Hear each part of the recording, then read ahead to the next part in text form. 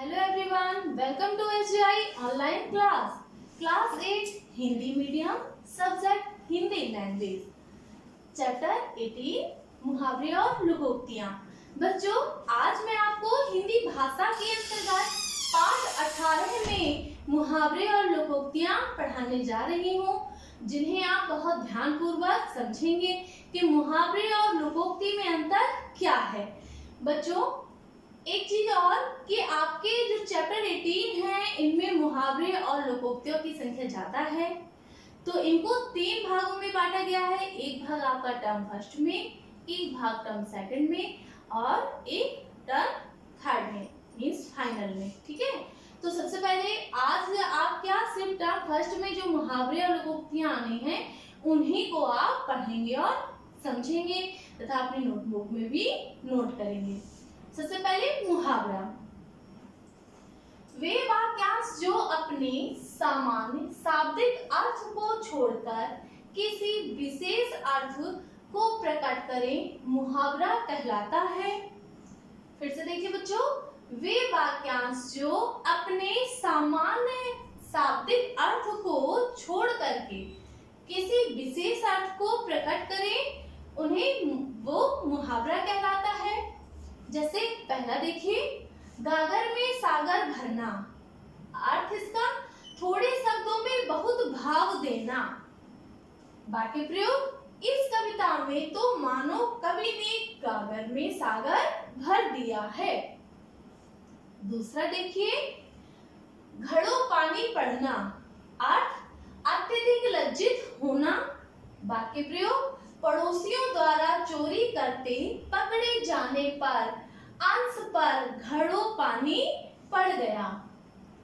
तीसरा देखिए, चेहरा उतरना, निराशा का अनुभव करना, ये इसका अर्थ हुआ। वाक्य प्रयोग देखिए, अपनी सफलता की खबर सुनकर सार्थक का चेहरा उतर गया। चौथा, चार चांद लगना, अत्यधिक शोभा बढ़ाना। वाक्य प्रयोग, ताजमहल इस देश की सुंदरता को 4 चांद लगाता है। इसके बाद पांचवा देखिए, आड़े हाथों लेना, खरी खोटी सुनाना। वाक्य प्रयोग, पुत्र की गलती पर पिता ने उसे आड़े हाथों लिया। अब बच्चों, एक बार मुहावरा फिर से मैं दोहरा रही हूँ, इसको ध्यानपूर्वक समझिए। वे वाक्यांश जो अपने सामान्य शाब्दिक अर्थ को छोड़कर किसी विशेष अर्थ को प्रकट करते हैं, उन्हें मुहावरा कहते हैं। पहला, गागर में सागर भरना, थोड़े शब्दों में बहुत भाव देना। वाक्य प्रयोग, इस कविता में तो मानो कवि ने गागर में सागर भर दिया है। दूसरा, घड़ों पानी पड़ना, अत्यधिक लज्जित होना। वाक्य प्रयोग, पड़ोसियों द्वारा चोरी करते पकड़े जाने पर अंश पर घड़ों पानी पड़ गया। तीसरा, चेहरा उतरना, निराशा का अनुभव करना, निराशा का अनुभव करना। वाक्य प्रयोग, अपनी असफलता की खबर सुनकर सार्थक का चेहरा उतर गया। चौथा, 4 चांद लगाना, अधिक शोभा बढ़ाना। वाक्य प्रयोग, ताजमहल इस देश की सुंदरता को 4 चांद लगाता है। पांचवा, आड़े हाथों लेना, खरी खोटी सुनाना। वाक्य प्रयोग देखिए, पुत्र की गलती पर पिता ने उसे आड़े हाथों लिया। अब इसके बाद बच्चों, लोकोक्ति। लोकोक्ति क्या है? लोकोक्ति जन समाज के द्वारा प्रयोग में लाया जाने वाला परंपरागत कथन है। लोकोक्ति 2 शब्द से बने हैं। लोक प्लस उक्ति का सामान्य अर्थ है लोक में प्रचलित उक्ति। लोकोक्तियां भूतकाल के लोक अनुभवों का परिणाम होता है तथा वाक्य के रूप में प्रयुक्त होता है। इन्हें साधारण बोलचाल की भाषा में कहावत भी कहा जाता है। लोकोक्ति क्या है? लोकोक्ति जन समाज के द्वारा प्रयोग में लाए जाने वाला परंपरागत कथन है। लोकोक्ति लोक प्लस उक्ति दो शब्द से बनी है। इसका सामान्य अर्थ है लोक में प्रचलित उक्ति। लोकोक्तियां भूतकाल के लोक अनुभव का परिणाम होता है तथा वाक्य के रूप में प्रयुक्त होते हैं। इन्हें साधारण बोलचाल की भाषा में कहावत भी कहा जाता है। अब एक बार फिर से बच्चे इसको समझ लीजिए। मुहावरा क्या है?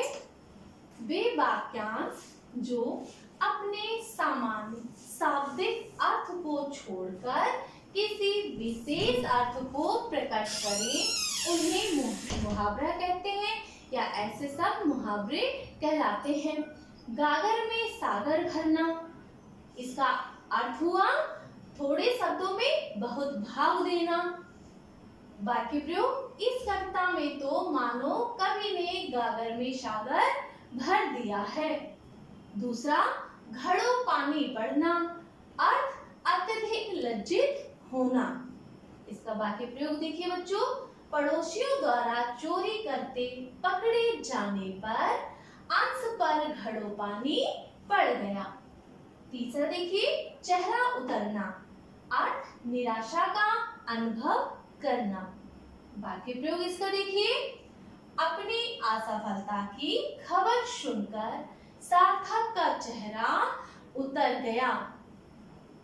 चौथा देखिए, चार चांद लगना, अत्यधिक शोभा बढ़ाना। इसका वाक्य प्रयोग है, ताजमहल इस देश की सुंदरता को चार चांद लगाता है। पांचवा, आड़े हाथों लेना, खरी खोटी सुनाना। वाक्य प्रयोग, पुत्र की गलती पर पिता ने उसे आड़े हाथों लिया। इसके बाद बच्चों लोकोक्ति। अभी आपने मुहावरे और अब लोकोक्ति की एक बार परिभाषा फिर से समझिए। लोकोक्ति जन समाज के द्वारा प्रयोग में लाया जाने वाला परंपरागत कथन है। लोकोक्ति लोक प्लस उक्ति का सामान्य अर्थ है लोक में प्रचलित उक्ति। लोकोक्तियां भूतकाल के लोक अनुभवों का परिणाम होता है तथा वाक्य के रूप में प्रयुक्त होता है। इन्हें साधारण बोलचाल की भाषा में कहावत भी कहा जाता है। पहली लोकोक्ति है, दूध का दूध पानी का पानी। इसका अर्थ है पूर्णतया न्याय होना। वाक्य प्रयोग, रिश्वतखोर सिपाही ने सत्य छिपाने का बहुत प्रयत्न किया परंतु न्यायाधीश महोदय ने दूध का दूध पानी का पानी कर दिया। फिर से देखिए इसको बच्चों, दूध का दूध पानी का पानी, पूर्णतः न्याय होना। इसका वाक्य प्रयोग है, रिश्वतखोर सिपाही ने सत्य छिपाने का बहुत प्रयत्न किया परंतु न्यायाधीश महोदय ने दूध का दूध पानी का पानी कर दिया। दूसरा देखिए, एक हाथ से ताली नहीं बजती। इसका अर्थ झगड़ा दोनों ओर से होता है। वाक्य प्रयोग, तुम्हारी बात कैसे मान लूं कि प्रशांत ही इस झगड़े का कारण है। आखिर तुमने भी तो कुछ कहा होगा क्योंकि एक हाथ से ताली नहीं बजती। फिर से देखिए बच्चों, एक हाथ से ताली नहीं बजती, झगड़ा दोनों ओर से होता है। इस लोकोक्ति का अर्थ हुआ। वाक्य प्रयोग क्या है, तुम्हारी बात कैसे मान लूं कि प्रशांत ही इस झगड़े का कारण है। आखिर तुमने भी तो कुछ कहा होगा क्योंकि एक हाथ से ताली नहीं बजती। तीसरा, एक अनार 100 बीमार। अर्थ एक वस्तु चाहने वाला, एक वस्तु चाहने वाले अधिक, चाहने वाले अधिक। इसका वाक्य प्रयोग, आज बेकारी का यह हाल है कि एक पद के लिए 1000 व्यक्ति संघर्ष करते हुए मिल जाते हैं। देखिए इसका एक अनाथ स्वाभिमान अर्थ एक वस्तु चाहने वाले अधिक। बाकी प्रयोग आज बेकारी का यह हाल है कि एक पद के लिए 1000 व्यक्ति संघर्ष करते हुए मिल जाते हैं। बच्चों आज मैंने आपको पाठ 18 मुहावरे और लोकोक्तियों में मुहावरे और लोकोक्ति को पढ़ाया व समझाया। अब मुहावरे और लोकोक्ति में क्या अंतर है? मुहावरे क्या होते हैं? विशेष अर्थ धारक होते हैं और लोकोक्ति क्या है? लोगों द्वारा कही गई उक्ति, जो लोकोक्ति कहलाती है। इसे हम कहावत भी कहते हैं। तो बच्चों इन दोनों में क्या डिफरेंस है, इनका क्या अंतर है, इसको आप समझेंगे तथा जो मैंने आपको आज मुहावरे और लोकोक्तियां पढ़ाई हैं उनको आप ध्यान पूर्वक अपने नोटबुक में लिखते हुए उनका स्मरण जरूर करेंगे। तो आज के लिए इतना काफी है। Thank you students.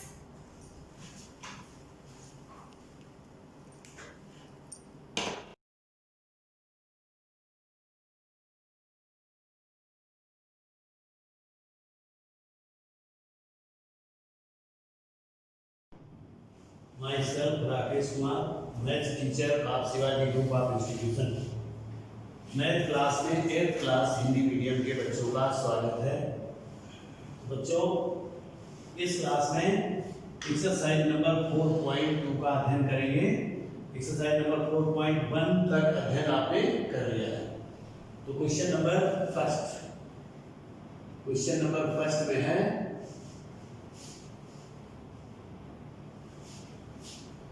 निम्नलिखित प्रत्येक में से किन युग्म की परिमेय संख्याएं संख्या रेखा पर एक ही को व्यक्त करती हैं। पहला है 6/13 और -6/13। तो इनमें से आप देखिए कि दोनों जो है संख्याओं में अंक तो एक जैसे हैं, परंतु एक धनात्मक संख्या है और एक ऋणात्मक संख्या है। तो दोनों में बहुत बड़ा अंतर है। एक संख्या रेखा में बाईं ओर है और एक संख्या में दाईं ओर है। तो ये नहीं है। सेकेंड पार्ट में है 0/5 और 0/8। तो 0/5 का मान भी 0 होगा और 0/8 का मान भी 0 होगा। अतः ये दोनों संख्याएं संख्या रेखा पर एक ही बिंदु को प्रदर्शित करती हैं।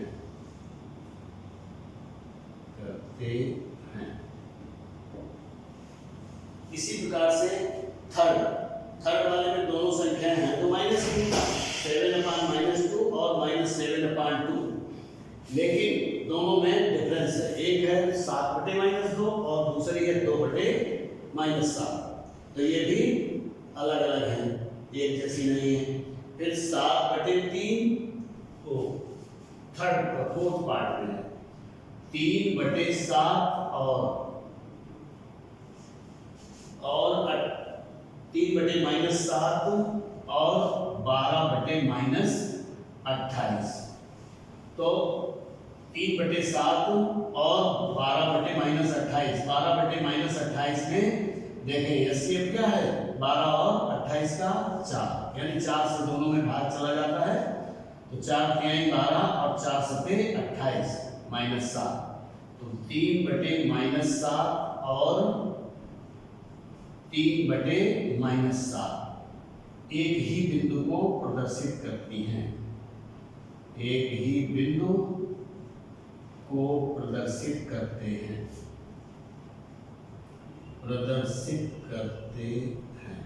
तो इसमें 2 नंबर मिल गए, पहला दूसरा और चौथा।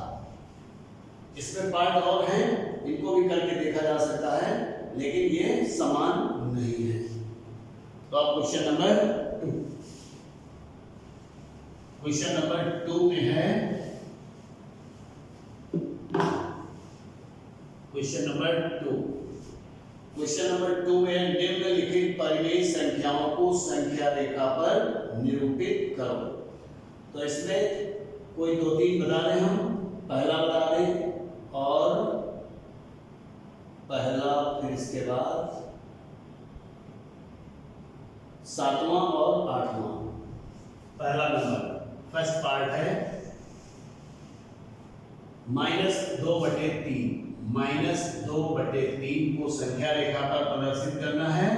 तो पहले हम संख्या रेखा बनाएंगे, बीच में 0 लिख देंगे, आगे की ओर इस तरफ चलेंगे तो होगा 1 और ये होगा 2। पीछे की ओर चूंकि ऋणात्मक संख्या है इसलिए शून्य के बाईं ओर होगी। तो अगर हम इसको 1 कह रहे हैं, -1, तो 2/3 आपको माइनस का 2/3 शो करना है। तो इसका मतलब है 0 और -1 के बीच में हमको कितने पार्ट करने होंगे? 3 पार्ट करने होंगे। जितने हर होता है उतना ही पार्ट करते हैं।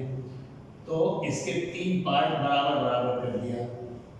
अब हमको 0 की तरफ से 2 पार्ट ले लेने हैं। तो ये पॉइंट हो गया -2/3, यानी 0 से बाईं ओर, क्योंकि ये संख्या 1 से -1 से छोटी है, बड़ी है, इसलिए हम पहले 0 की तरफ से ही इसको नोट करेंगे। सेकेंड पार्ट है 3/-5, फिर 7/8 धनात्मक संख्या, ये दाईं ओर जाएगी। तो इसको भी देख लें, 7/8। 7/8, तो ये तो 0 हो गया।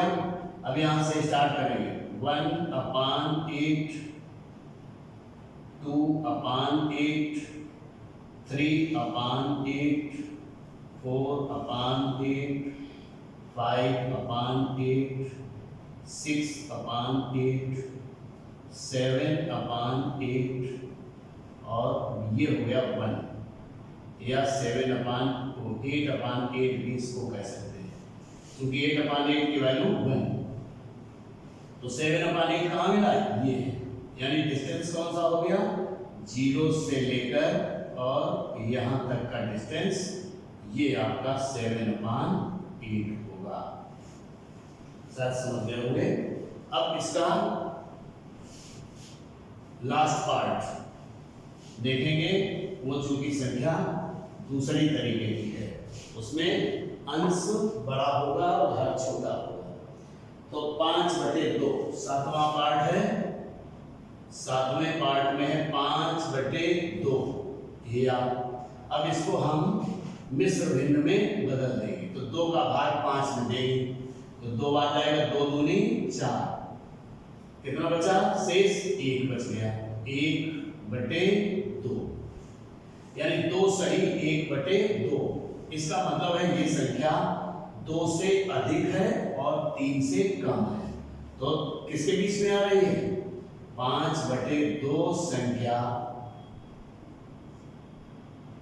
2 और 3 के बीच में होगी, के बीच में होगी।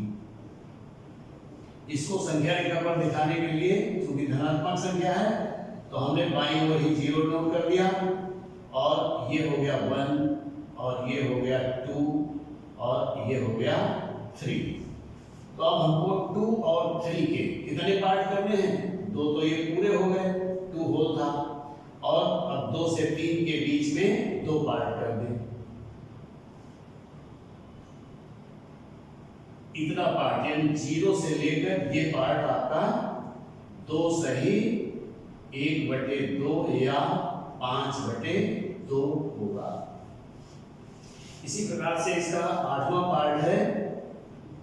8वें पार्ट में है 23/6। 23/6, तो इसको भी हमको मिश्र भिन्न में चेंज करना है। तो 6 का भाग देंगे 23 में, तो 6 × 18, क्योंकि 6 × 4 = 24, तो 6 × 18 कितना बच गया? 5 और बटे 6, ये मिश्र भिन्न में बदल गए। अब ये संख्या किसके किसके बीच में है? 3 से ज्यादा है, 4 से कम है। तो यह संख्या 3 और 4 के बीच में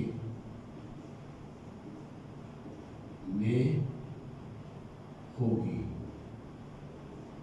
इसको व्यक्त करने के लिए सबसे पहले हमने नंबर लाइन ऐसे ड्रॉ कर दिया, और ये तो हो गया 0 जो कि धनात्मक संख्या है। 1 2 3 और 4, 3 और 4 के बीच में है। इसका मतलब है, देखो 3 तो हमने पूरे ले लिए, अब 3 और 4 के बीच में 5/6 बचा है, तो हम इसके 6 पार्ट करेंगे। 6 पार्ट करने का मतलब हम 5 लाइनें खींचेंगे, 1 2 3 4 और 5 पार्ट, 6 पार्ट हो गए। अब लेने कितने हैं? 5 पार्ट लेने, यहां तक लेना है, इस जगह तक। तो डिस्टेंस कौन सा हो गया? ये हो गया, यानी ये मान जो होगा वो 3 सही 5/6 या 23/6 है। तो शायद आप समझ गए होंगे संख्या रेखा पर परिमेय संख्याओं को व्यक्त करना। अब है क्वेश्चन नंबर 3, निम्नलिखित में से प्रत्येक युग्म की दोनों परिमेय संख्याओं में से कौन सी बड़ी है? अब छोटी और बड़ी बताना है। क्वेश्चन नंबर 3,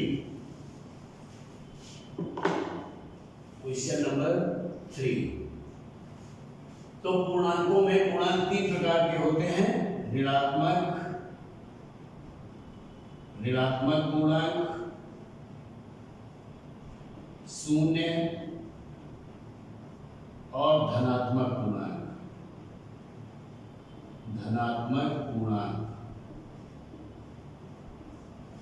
तो ऋणात्मक पूर्णांक, शून्य और धनात्मक पूर्णांक।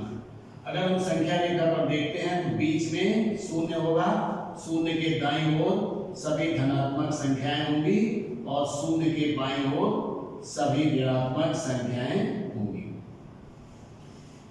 संख्या रेखा पर व्यवस्थित इन पूर्णांकों का सिस्टम है।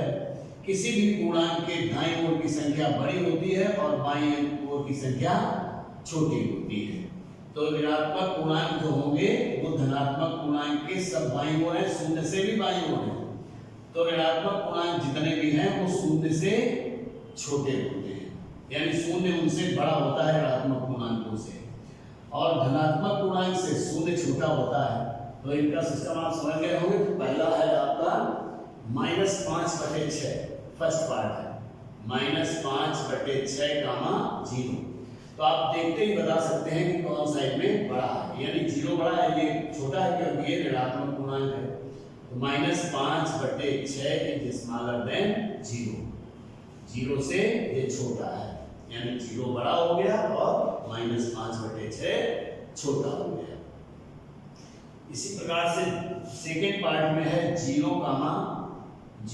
और 6/7, नहीं 7/16, 0 और 7/16। तो अब ये धनात्मक संख्या है, तो 0 से ये दाईं ओर होगी संख्या रेखा पर, तो यही बड़ी होगी, यानी 0 इज स्मॉलर देन 7/16। 7/16 बड़ा है और 0 छोटा है। समझ गए होंगे। इसी प्रकार से -1/5 थर्ड पार्ट है, -1/5 और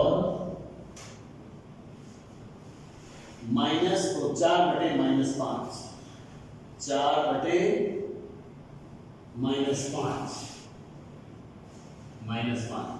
तो अब माइनस चाहे ऊपर लगा दे चाहे नीचे लगा दे, तो -1/5 और -4/5 हर दोनों के समान है। तो अंश, अब चूंकि ऋणात्मक संख्याएं हैं, अंश जिसका बड़ा होगा वो संख्या छोटी होगी। तो -1/5 इज ग्रेटर देन -4/5। आंसर मिल गया। क्वेश्चन नंबर फोर्थ पार्ट में है 3/4 कामा 0, तो 3/4 इसका बड़ा होगा। इसमें 8 पांचवें पार्ट में 8/14 और 6/14, तो हर समान है इसलिए 8/14 बड़ी होगी, दोनों धनात्मक संख्याएं हैं।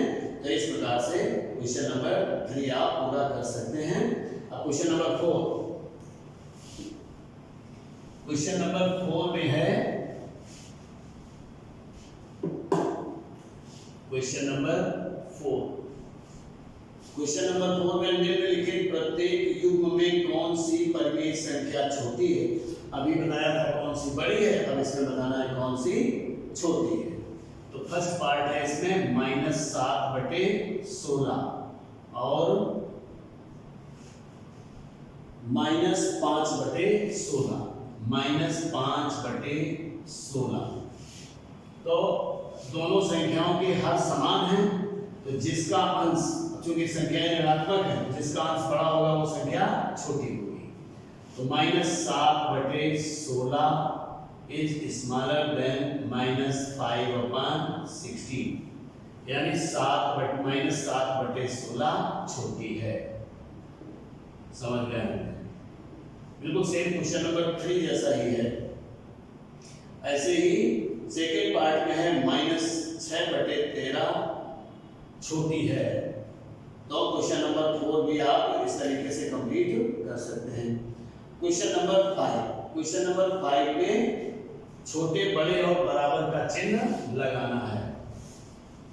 क्वेश्चन नंबर 5, चिन्ह लगाइए, छोटा, बड़ा और बराबर, जो जैसा हो। तो फर्स्ट पार्ट है इसका 3/-4, 3/-4 और डॉट 2/-4।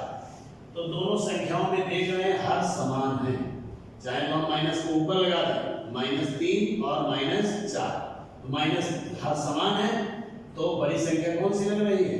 3/4, लेकिन ऋणात्मक है तो इसलिए ये छोटी है और ये बड़ी है, तो इसमें इधर को लगा देंगे। सेकेंड पार्ट इसका है 7/15 और 5/15। सेकेंड पार्ट 7/15 और 5/15। तो 7/15 बड़ी है, चूंकि धनात्मक संख्याएं हैं, हर समान है, तो जिसका अंश बड़ा होगा वो बड़ी होगी। तो 7/15 इज ग्रेटर देन 5/15, ये आंसर हो गया। थर्ड पार्ट है 6/-11। थर्ड पार्ट सब एक जैसे हैं, 6/-11 और नहीं डॉट है, फिर 7/-11, 7/-11। अब अगर माइनस ऊपर लगाते हैं तो 6 7 से छोटा है, लेकिन चूंकि ऋणात्मक संख्या है इसलिए ये संख्या बड़ी होगी और ये छोटी होगी। तो बीच में कौन सा चिन्ह लग जाएगा? ये छोटी है तो ये इधर को लग जाएगा, ऐसा चिन्ह। तो इस प्रकार से आप क्वेश्चन नंबर 5 भी कंप्लीट कर सकते हैं। अब क्वेश्चन नंबर 6, क्वेश्चन नंबर 6 में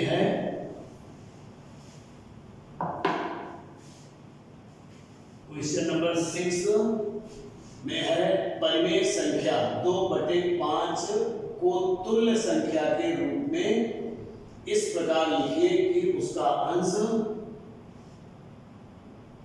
क्रमशः हो जाए। तो 2/5 तो संख्या दी गई है और फर्स्ट पार्ट में है आपका -56, अंश -56 हो जाए, तो -56 और बटे यहाँ पर फिर इन द ब्लैंक्स है। तो अब 2 के साथ क्या किया जाए कि माइनस का 56 हो जाए। 2 -56 हो जाए, इसका मतलब है 2 से भाग 56 में देंगे तो 28 आ जाएगा। -28 से 2 में गुणा कर दिया जाए तो -56 हो जाएगा। इसका मतलब है 2 गुणा -28 और बटे 5 गुणा -28, यानी जो गुणा करेंगे वो अंश या अंश और हर दोनों में एक साथ उसी का गुणा करेंगे तो बराबर हो जाएगा -56। इसका तो गुणा कर लिया तो 28 दूनी 56 माइनस का 56 हो गया और 5 का गुणा 28 में कर दें तो अपान में आ जाए -5 अट्ठे 40, 5 दूनी 10 4 14 और ये भी माइनस का ही हो गया -140। शायद आ गया होगा, ये इसका आंसर है। फिल इन द ब्लैंक्स ये हो गया। इसी प्रकार से सेकेंड में है,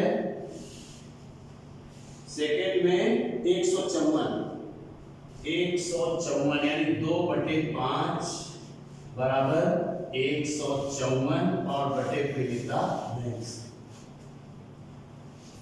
तो आप इस 2 का भाग इसमें दें 154 में तो 154 बटे 2 तो 2 से भाग दिया, 2 सत्ते 14 और 2 सत्ते 14 यानी 77 से गुणा 2 में किया गया है तब 154 मिला।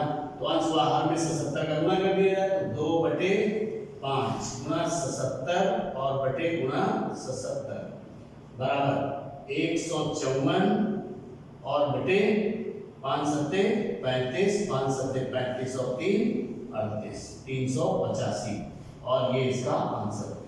यानी फिल इन द ब्लैंक्स में क्या आ गया 385, इसमें फिल इन द ब्लैंक्स में क्या आया था माइनस का 140।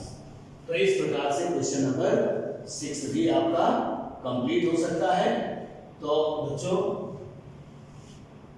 एक्सरसाइज 4.2 के 1 to 6 तक ही आज इस क्लास में करेंगे। 7 नंबर से आगे नेक्स्ट क्लास में बताएंगे। Thank you.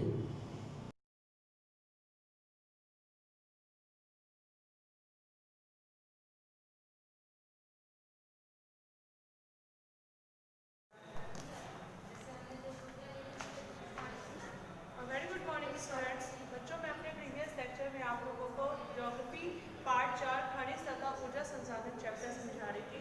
आज मैं इसी चैप्टर को कंटिन्यू करूंगी। चैप्टर कंटिन्यू करने से पहले मैं अपने प्रीवियस लेक्चर का कुछ रिवीजन करा रही हूँ।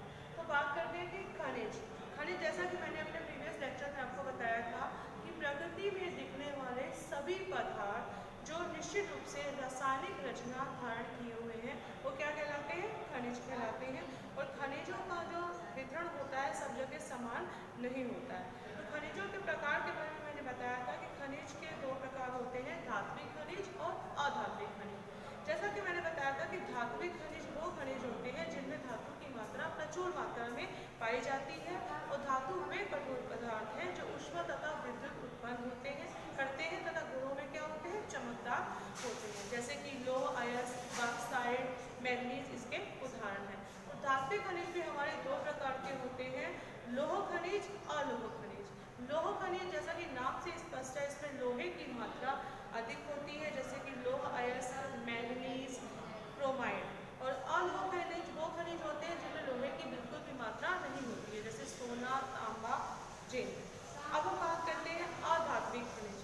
अधात्विक खनिज हमारे वो खनिज होते हैं जिनमें धातु की मात्रा बिल्कुल भी नहीं पाई जाती जैसे कि चूना पत्थर, अभ्रक, जिप्सम, कोयला तथा पेट्रोलियम भी अधात्विक खनिज के उदाहरण हैं। और मैंने अपने प्रीवियस लेक्चर में आपको ये भी बताया था कि खनिजों के निकालने की प्रक्रिया है। तो मैंने बताया था कि पृथ्वी की सतह में दबी चट्टानों में से खनिज को निकालने की प्रक्रिया को हम लोग खनन कहते हैं जिसको कि माइनिंग बोला जाता है। और उन्हें सतह की उनकी ऊपर की परत को हटाकर जब खनिज निकाले जाते हैं तो उसे हम लोग विवृत खनन कहते हैं। विवृत खनन यानी ओपन कास्ट माइनिंग कहते हैं। ज़्यादा गहराई में पड़े खनिजों को निकालने के लिए मैंने बताया था कि कुएं से खुदाई करके खनिज निकाले जाते हैं तो जिसे हम लोग बोलते हैं कुकी खनन कहा जाता है। प्राकृतिक गैस तथा पेट्रोलियम गैस को पृथ्वी की सतह पे जो कि पृथ्वी की सतह में बहुत गहराई में पाए जाते हैं तो इन्हें निकालने के लिए बहुत ही गहरे कुएं खोदे जाते हैं तो जिसे ड्रिलिंग या बोरिंग कहा जाता है। वह खनिज जो सतह से के समीप आसानी से खुदाई से निकाले जा सकते हैं उन्हें उत्खनन कहते हैं। आज हम बात करने जा रहे हैं खनिजों का वर्गीकरण। तो जैसा कि मैंने बताया था कि खनिज विभिन्न प्रकार की चट्टानों के रूप में मिलते हैं। कुछ खनिज आग्नेय चट्टान, कुछ रूपांतरित चट्टान तथा कुछ अवसादी चट्टानों के रूप में पाए जाते हैं। लेकिन सामान्यतः जो धात्विक खनिज होते हैं वो आग्नेय तथा रूपांतरित चट्टानों में पाए जाते हैं और अफ्रीका में आग्नेय तथा रूपांतरित चट्टानों में ये खनिज पाए जाते हैं। और जितनी अवसादी चट्टानें होती हैं वो हमारी समतल तथा पहाड़ी क्षेत्रों में पाई जाती हैं। और इन अवसादी चट्टानों में कौन से खनिज पाए जाते हैं? अधात्विक खनिज पाए जाते हैं। तो अब हम खनिजों के विभाजन के बारे में बात करने जा रहे हैं। सबसे पहले हम बात करते हैं बच्चों एशिया महाद्वीप। तो जैसे कि एशिया में हमारा भारत और जो चीन है वो लौह अयस्क का जमा करता है। तो एशिया में हमारा कौन सा देश लौह अयस्क का जमा करता है? भारत और चीन। दुनिया में आधे से ज़्यादा टीन ये महाद्वीप उत्पन्न करता है। तो दुनिया भर के जो प्रमुख 3 निर्माता हैं कौन कौन से हैं? चीन, मलेशिया, इंडोनेशिया। हमारे एशिया महाद्वीप के क्या है? चीन निर्माता है। चीन लेड, एंटामनी तथा टंगस्टन का भी निर्माता है। अब हम नेक्स्ट बात करते हैं यूरोप महाद्वीप के बारे में। तो यूरोप महाद्वीप भी हमारा लौह अयस्क का निर्माता है। देश जो सबसे अधिक लौह अयस्क जमा करता है वो हमारा कहाँ जमा होता है? यूरोप में ही जमा होता है। उनमें रूस, स्वीडन तथा फ्रांस देश के नाम प्रमुख हैं। तो रूस, स्वीडन, फ्रांस देश हमारे लौह अयस्क के निर्माता हैं। तांबा, जिंक, मैग्नीज तथा निकल जैसे खनिज मुख्यतः यूरोप तथा यूरोपियन देश में सबसे अधिक मात्रा में जमा होते हैं। नेक्स्ट हम बात करने जा रहे हैं दक्षिण अमेरिका।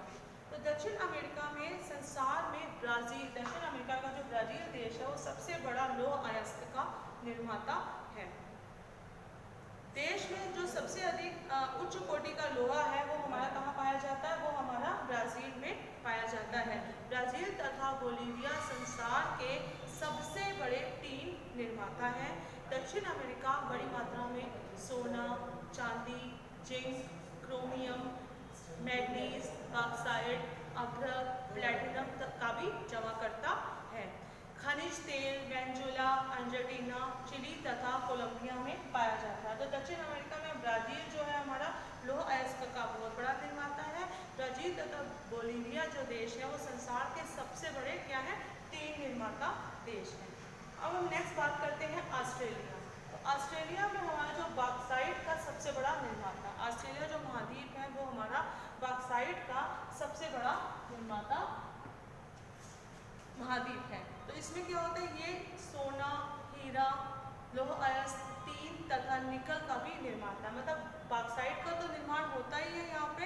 इसके अलावा सोना, हीरा, लौह अयस्क, टीन तथा निकल का भी ऑस्ट्रेलिया निर्माता है। और इसके अतिरिक्त तांबा, लेड, मैग्नीज में भी ऑस्ट्रेलिया संपन्न है।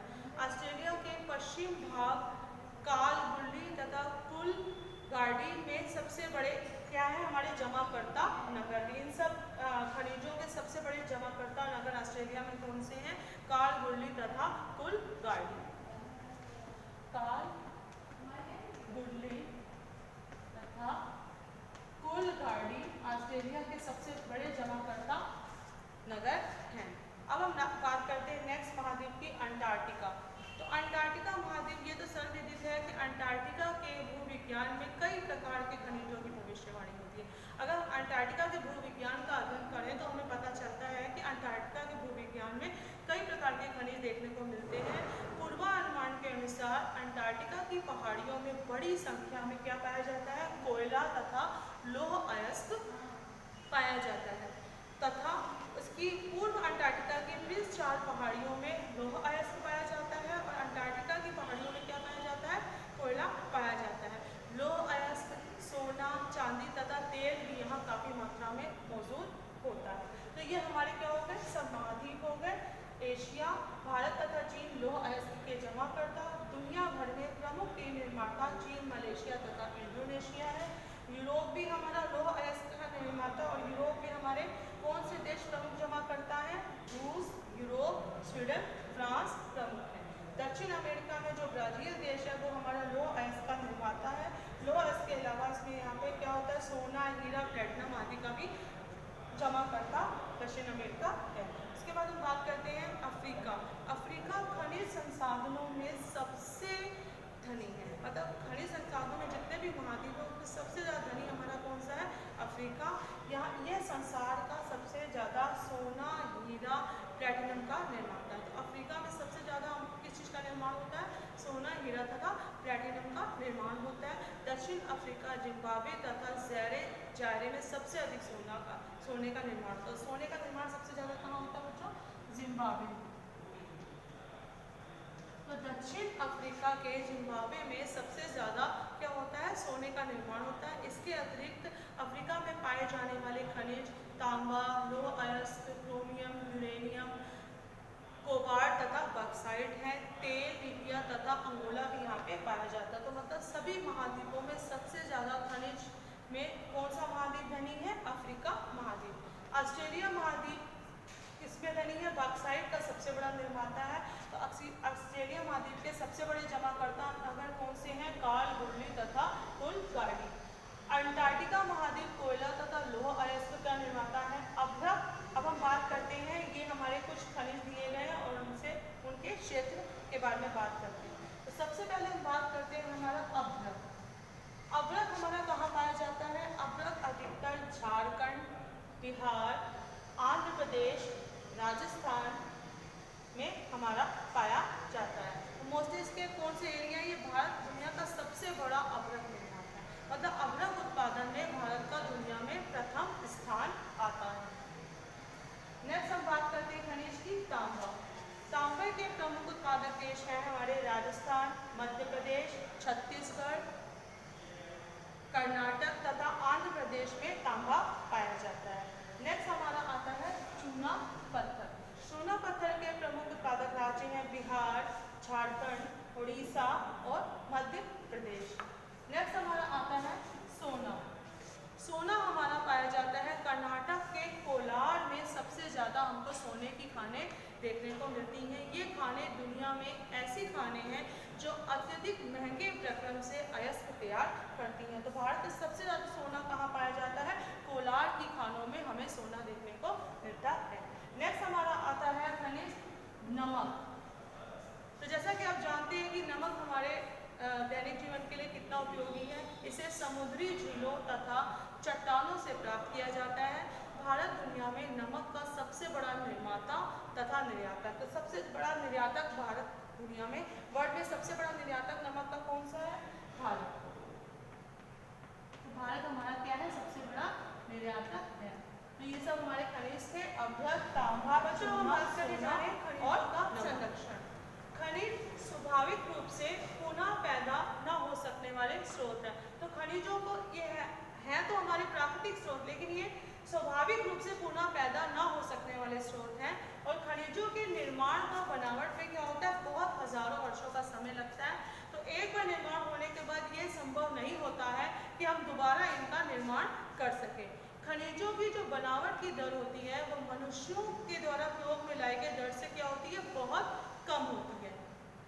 खनन प्रक्रिया में क्षति कम करने की आवश्यकता है। तो मनुष्य अपने उपयोग के लिए क्या करता है? बहुत ज़रूरत से ज़्यादा खनन प्रक्रिया करके खनिजों का दोहन कर रहा है। तो इसमें इसकी क्षति को कम करने की बहुत आवश्यकता है। खनिजों की पुनरावृत्ति से हम क्या कर सकते हैं? खनिजों को संरक्षित कर सकते हैं। तो बच्चों, आज मैंने आप लोगों को क्या समझाया था? आज मैंने आप लोगों को खनिजों का विभाजन बताया था, जिसमें मैंने बताया था कि खनिज विभिन्न प्रकार की चट्टानों से मिलते हैं। धात्विक खनिज मुख्यतः आग्नेय तथा रूपांतरित चट्टानों में पाए जाते हैं, और जबकि अवसादी चट्टानों में हमारे कौन से खनिज पाए जाते हैं? चूना पत्थर जैसे अधात्विक खनिज पाए जाते हैं। और ये जो हमारे खनिज हैं ये हमारे एशिया, यूरोप, दक्षिण अमेरिका, अफ्रीका, ऑस्ट्रेलिया, अंटार्कटिका महाद्वीपों में पाए जाते हैं। जैसे कि मैंने बताया था कि एशिया में हमारा लौह अयस्क का बहुत बड़ा जमा करता है। और दुनिया भर में जो प्रमुख टीन निर्माता है हमारे कौन से? चीन, मलेशिया तथा इंडोनेशिया है। यूरोप में भी लौह अयस्क उत्पन्न होता है। दक्षिण अमेरिका में जो ब्राज़ील है सबसे बड़ी मात्रा में लौह अयस्क का जमा करता है। अफ्रीका हमारे खनिज संसाधनों में सबसे ज़्यादा धनी है। ये संसार का सबसे बड़ा सोने, हीरे तथा प्लैटिनम का निर्माता है। ऑस्ट्रेलिया में जो बॉक्साइट का सबसे बड़ा निर्माण होता है। अंटार्कटिका महाद्वीप में हमारा लौह अयस्क तथा कोयला देखने को मिलता है। और मैंने कुछ खनिजों के बारे में बताया था, जैसा कि अभ्रक के हमारे प्रमुख उत्पादक राज्य हैं झारखंड, बिहार, आंध्र प्रदेश, राजस्थान। और भारत दुनिया का सबसे बड़ा अभ्रक निर्माता, मतलब दुनिया में सबसे प्रथम स्थान पर किसका नाम आता है? भारत का।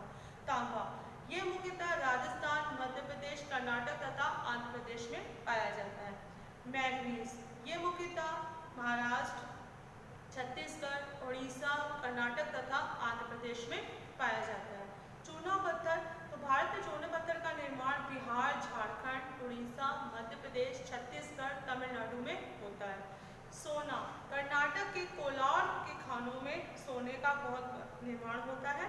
और नमक, ला संभाग करते नमक, जिसको कि हम समुद्री झीलों तथा चट्टानों से प्राप्त करते हैं।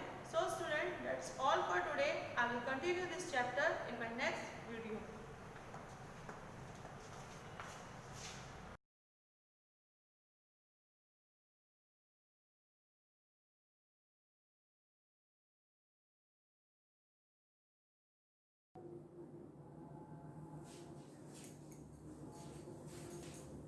Good morning students. बच्चों क्लास 8H में की कंप्यूटर क्लास में आप सबका स्वागत है। आज हम लोग पावर पॉइंट में चैप्टर नंबर 3 पावर पॉइंट में हम लोग डिस्कस करेंगे। पिछली क्लास में हम लोगों ने पावर पॉइंट क्या होता है, हम लोग उसको कैसे स्टार्ट करते हैं, उसके अलावा हम लोगों ने स्लाइड हब क्या होती है, प्रेजेंटेशन क्या होता है, ये हम लोगों ने डिस्कस किया था। आज हम लोग स्लाइड पर मूव करने के कमांड्स पर डिस्कस करेंगे।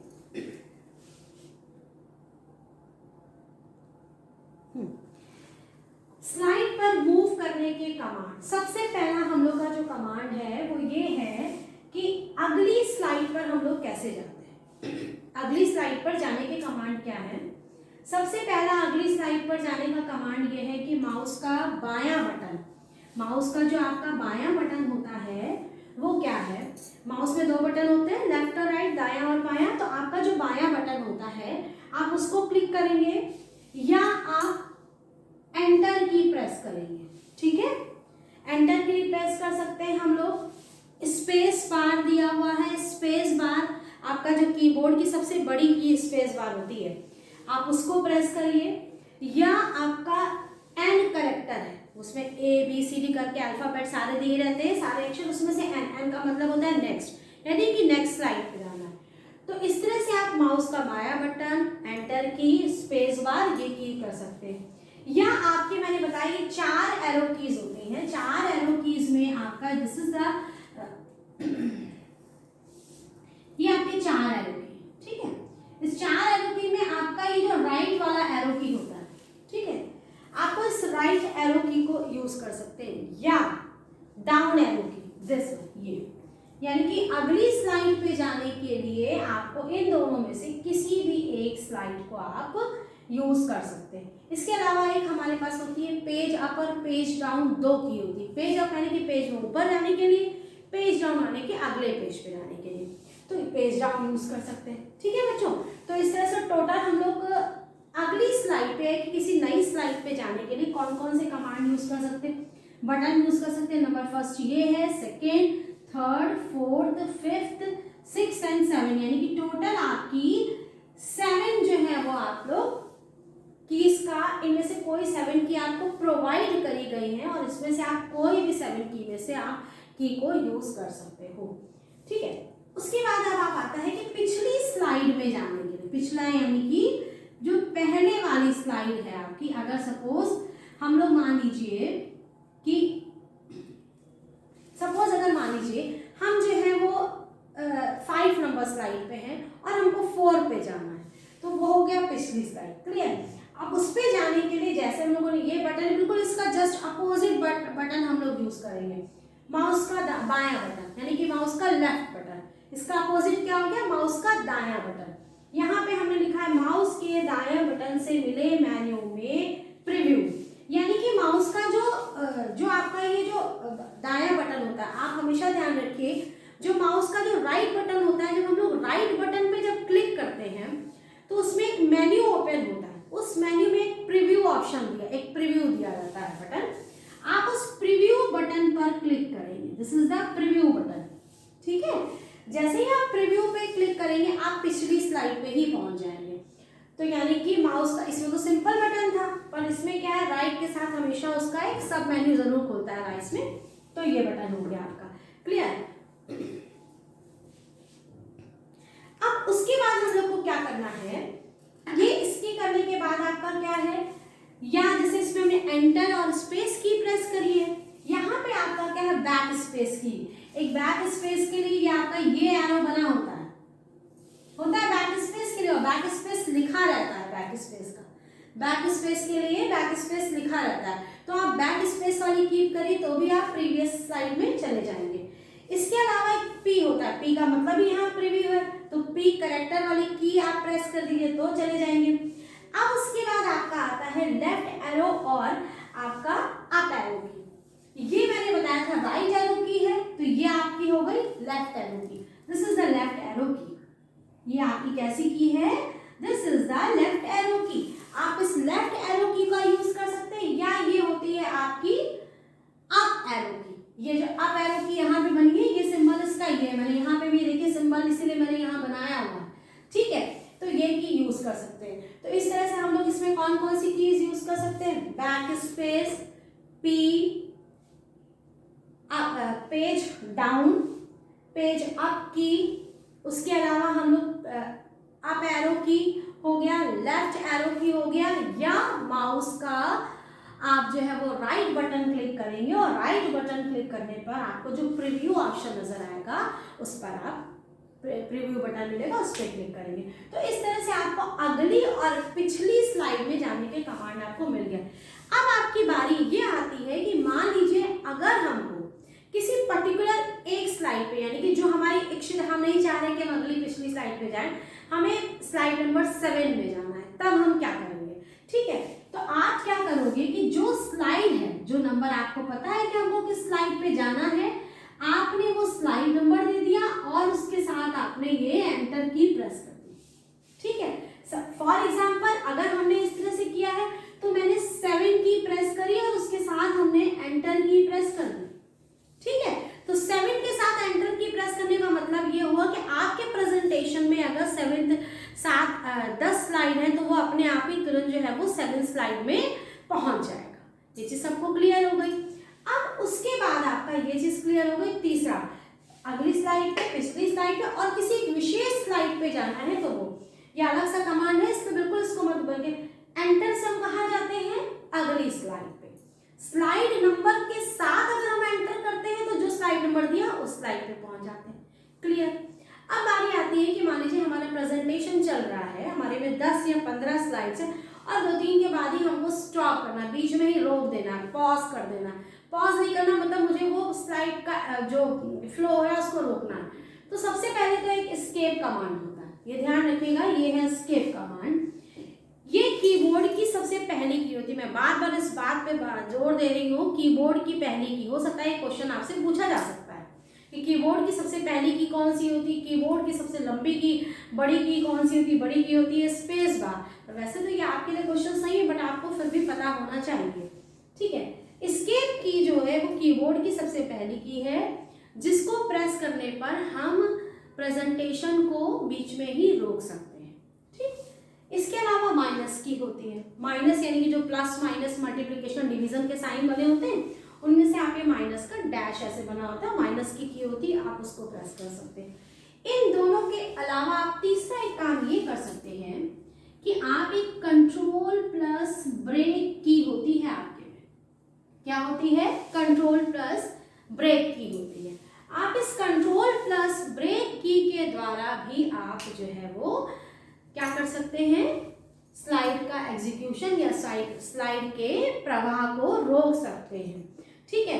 कंट्रोल की, ब्रेक की जो होती है वो कीबोर्ड में ऊपर की तरफ बनी होती है, ठीक है। तो इस तरह से आज आप लोगों ने ये 3 चीजें देख ली कि स्लाइड को कैसे हम लोग मूव कराएंगे, अगली और पिछली स्लाइड में हम लोग कैसे मूव कर सकते हैं। और इसके अलावा अगर आपका कोई स्लाइड को पर्टिकुलर किसी वांछित स्लाइड पे जाना है तब हम लोग क्या कर सकते हैं, या अगर हम लोगों को जो है स्लाइड का प्रवाह को बीच में रोकना है तो हम लोग ये किस तरह से रोकेंगे। तो आज के लिए